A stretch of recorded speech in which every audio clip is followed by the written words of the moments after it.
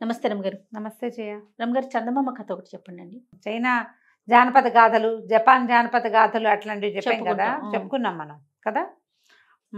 అలాంటిది ఒక కథ చెప్తాం. ఒక ఊళ్ళో ఒక లీ అని ఒక ఆయన ఆయన చాలా డబ్బున్నవాడు, కానీ పరమ పిసినారు. పిల్లికి బిచ్చం పెట్టేవాడు కాదు. వాకిట్లో ఎవరినా వస్తే మా వాకిట్లో ఎందుకు ఉంచున్నారు, మా బండ్లు అరిగిపోతాయి ఇలాంటి వాడు అనమాట. ఎవరిని రానిచ్చేవాడు కూడా కాదట.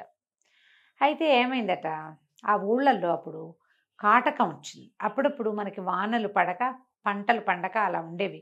ఇప్పుడుకి బోల్డని మనకి బయట నుంచి వస్తువులు వచ్చే అవకాశాలు వచ్చినాయి, కానీ పాతకాలంలో ఏముంది, మన ఊళ్ళో ఒడ్లు పండి మనకి దోసకాయలు పండి మనకేదో తోటకూర గీటకూర ఉంటే ఆ తోటకూర వండుకుని, ఆ దోసకాయలు వండుకుని, ఆ బియ్యం అన్నం వండుకు తినేవాళ్ళు. సరిపోయేది. ఓ గొడ్డో గోదా ఉండేది, ఆ గడ్డి గొడ్లకు సరిపోయేది, ఆ పాలు ఆ పెరుగు వచ్చేది.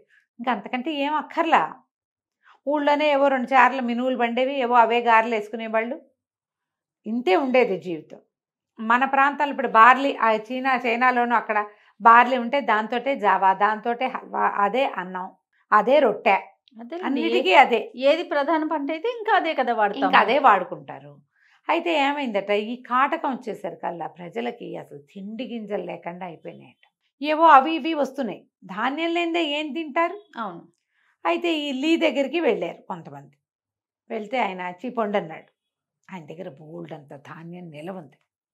పాతకాలంలో ఈ మోతుబర్లు వాళ్ళు ఏం చేసేవాళ్ళు, కొట్టాలలో పోసి ఉంచుకునేవాళ్ళు. ఇట్లా ఏదైనా ప్రాబ్లం వస్తే పెద్దవాళ్ళు ఏం చేసేవాళ్ళు అంటే తలా ఒక 1/2 బస్తా పాలేళ్ళకి పని వాళ్ళకి పంచి పెట్టుకునేవాళ్ళు. వాళ్ళు బతకాలిగా, మన ఇంట్లో పనులు చేయటానికైనా. అయితే ఇల్లి అలాంటి వాడు కాదు. ఊళ్ళో కుర్రాళ్ళంతా మాట్లాడుకుంటూ ఉండేవాళ్ళు, వీడి దగ్గర బోళ్ళంత ఉన్నాయి, మనం ఈ గుప్పిడితో సర్దుకు తినలేక వస్తున్నాం, వాడు ఎందుకు ఇవ్వకూడదు మనకి అనిపించేది. వాడు ఒప్పుకునేవాడు కాదు. అయితే ఈ కుర్రాళ్ళలో ఒకడు ఏం చెప్పాడంటే, నేను వీడిని పడతాను, వీడిని లైన్లో పెడతా అని చెప్పి ఒకరోజు లీ వాళ్ళ వాకిట్లో ఒక పెద్ద చెట్టు, వాడు ఆ చెట్లోకి ఇట్లాగే చూస్తున్నాడట. మామూలుగా ఈయన లీ వాకిట్లో మనుషులు కూడా నుంచోనివాడు. ఎవడరా నువ్వు, పోపో అవతలకి పో అని కేకలేశాడు. ఉండండి అని వాడు అటాగే చూస్తున్నాడు. ఈయన వచ్చాడు దగ్గరికి. ఏమిటి చూస్తున్నావు నువ్వు ఆ చెట్లో అన్నాడు. ఆ పక్షి గూడండి అన్నాడు. ఏముంది ఆ గూట్లో అన్నాడు. అయ్యో మీకు తెలీదా, అది మామూలు పక్షి కాదండి, ఆ పక్షి గూట్లో అదృశ్యకరణి ఉంటుంది. ఆ పుల్లలు అదృశ్యకరణి పుల్ల అది పట్టుకొస్తుంది. ఉండండి అని చెప్పేసి చెట్టు దగ్గర దబదబా వెళ్ళిపోయి చెట్టు ఎక్కేయటం మొదలెట్టాడు. ఏం తెల్లబోయాడు. ఏమిట్రా అది, ఏమిట్రా, ఎందుకురా చెట్టు ఎక్కుతున్నావు అన్నాడు. మీరు ఉండండి, ఆ పుల్ల కనుక నెత్తి మీద పెట్టుకుంటే ఎవరికి కనపడమండి, మనం అదృశ్యం చేసేస్తుంది, ఎన్ని రకాల పనులు చేయొచ్చు అన్నాడు. అనేసరికి ఆయన గట్టిగా వచ్చాడు. ఏం లేదు వెదవా దద్దమ్మా, దిగు, నా చెట్టు దిగేసి వెళ్ళిపోంటే మీరు ఎవరి మీద అరుస్తున్నారండి, నేను ఒక్కనేగా ఇక్కడ ఉన్నాను అన్నాడు. నీ మీదే అరుస్తున్నాను, ఈ చెట్టు నాదన్నాడు. చెట్టు మీదే, గూడు మీది కాదు, పెట్టబోయింది, నేను తీసుకుంటా అన్నాడు కుర్రాడు. అనేసరికల్లా ఒప్పుకోలే ఆయన. ఎవరెవరా, నా చెట్టు ఎక్కేస్తావా నువ్వు, నా చెట్టు నాదైనప్పుడు చెట్టు మీద ఉన్న పిట్ట నాదే, అది పెట్టిన గూడు నాదే, దేశే రెట్లు నావే, నువ్వు తీసుకోవడానికి వీల్లేదు అనేసరికల్లా కుర్రాడు అన్నాడు. అట్టేటా కుదురుతుందండి, మీకు అసలు తెలియని కూడా తెలీదు, నే కదా చెప్పాను, నేను చెప్తున్నాయే, మీరు ఇట్టా చేస్తే ఎట్లాగండి, అయినా మీకు ఏ పొల్లో ఏదో మీకు తెలీదు, నేను చెప్తాను అన్నాడు. అంటే కుర్రాడు ఒప్పుకోలేను. ఒరే 50 రూపాయలు ఇస్తాను నీకు, దాన్ని వదిలేసి వెళ్ళిపో అన్నాడు. 50 ఏం సరిపోతుందండి, అదృశ్యకరణి పొల్లుంటే కోట్లు గడించవచ్చు తెలుసా మీకు అన్నాడు. ఈయన బాగా ఆలోచించి నీకేం కావాలో చెప్పు, అది ఇస్తానన్నాడు. 50 బస్తాలు బియ్యం కొలిపించండి నాకు అన్నాడు కుర్రాడు. అంతే కదా, 70 ఇస్తా, ఇప్పుడు ఈ అదృశ్యకరణి సంగతి ఊళ్ళో చెప్పకూడదు నువ్వు అని చెప్పి, సరే కుర్రాడిని చెట్టు దింపేసి వాడు ఎవరినో పాలేని పిలిచి, ఒరే వీడికి ఒక బండి మీద 70 బస్తాలు బియ్యం వేసి పంపించేసేయండి అని, ధాన్యం వేసి పంపించేశారు. 70 బస్తాలు ధాన్యము పుచ్చుకెళ్ళిపోయాడు వాడు ఊళ్ళోకి. ఓ 100 ఇళ్ళ వాళ్ళు ఉన్నారు, శుభ్రంగా పంచుకున్నారు. ఈయన ఏం చేశాడు, చెట్టు ఎక్కి పాలు పని వాళ్ళకి చెప్తే కొంపనిపోతుందని ఓ పక్కన దూకపోతున్నాయి, ఇంత బొజ్జ ఆయనను చచ్చి జడి ఎటాగొట్ట ఎక్కి ఆ పక్షి గూడు తీసుకొచ్చాడు.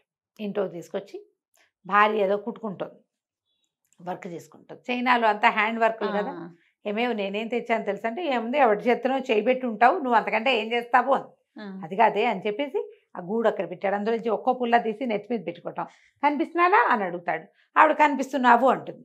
పెట్టుకుని కనిపిస్తున్నానా అంటే చివరికి ఆవిడ చూపుట్టి కనిపించట్లేదు అని. ఈ పుల్లే నన్ను కనపడనివ్వకుండా చేస్తుంది అనుకున్నాడు.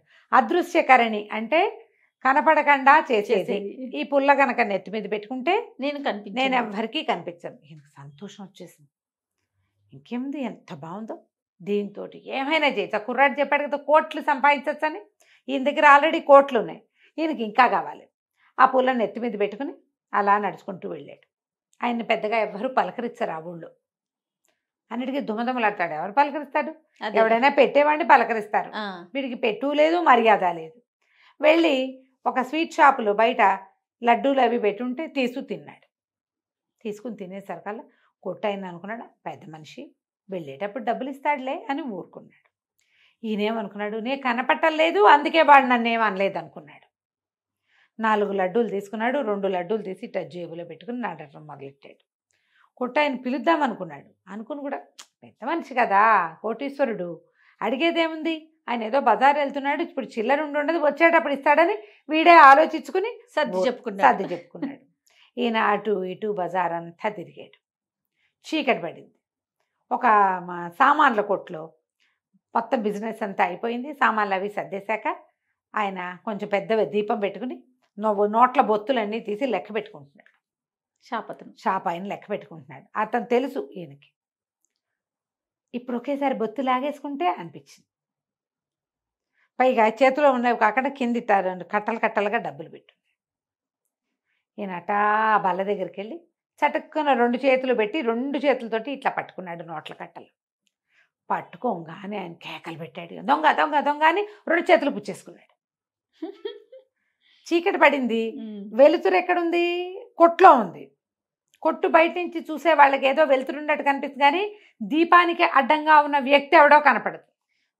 ఎప్పుడైతే ఈయన చేతులు పుచ్చుకుని దొంగ దొంగ దొంగ అని కేకలు పెట్టాడో బయట నుంచి నడిచి వెళ్తున్న 5-6 లోపలికి వచ్చేసేసి దబాయి దబి దబి దబి బాధేశారు ఈయన.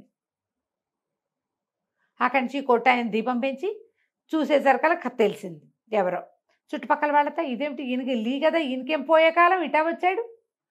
ఈయనన్నాడు, అలీ ఒరే నేను ఎవరికి కనపట్టలేదు కదరా, ఎటా కొడుతున్నారు మీరు నన్ను? కనపడకపోవడం ఏంటంటే శుభ్రంగా ఉన్నారు, దిమరాయల్లే, ఎందుకు కనపట్లేదు మీరు? మాకు కనిపిస్తున్నావు కాబట్టి దెబ్బలు కొట్టాం. ఆయన పొల పడిపోయిందేమో అని చూసుకున్నాడు. నెత్తి మీద పెట్టుకున్నారు, ఎక్కడ పెట్టుకున్నా ఒకటే రకం. ఏం చేయాలో తెలియలే. నోరు గట్టిగా మూసుకుని 70 బస్తాలకి అదృశ్యకరణి పుల్లని కొన్నానని చెప్తే ఏమంటారోనని నోరు గట్టిగా మూసుకుని ఇంటికి వెళ్ళిపోయాడు. వీళ్ళందరికీ ధాన్యం ఖర్చు అయ్యే నాటికి వానలు పడ్డాయి, మొక్కలు మొలిచినాయి, వాళ్ళ పరిస్థితి బాగుపడింది. లీ మోసపోయాడు. నేను మోసపోయాను అని ఎవరైనా చెప్తారా? నీకు ఇలాంటి ఆశ ఎందుకు అనరు. ఆ తర్వాత ఎప్పుడు ఆయన ఆ ప్రసక్తే తీసుకురాకుండా ఆ కుర్రాడు కనపడితే వీడెవడో నాకు తెలియదు అన్నట్టుగా మొహం పెట్టుకుని వెళ్ళిపోయేవాడు. తేలుకుంటుంది దొంగలాగా. కథ కంచికి మనం ఇంటికి. సూపర్ అండి. నమస్తే. నమస్తే. సుమన్ టీవీలో మీ పర్సనల్ అండ్ బిజినెస్ ప్రమోషన్స్ కోసం కింది నెంబర్కి కాంటాక్ట్ చేయండి.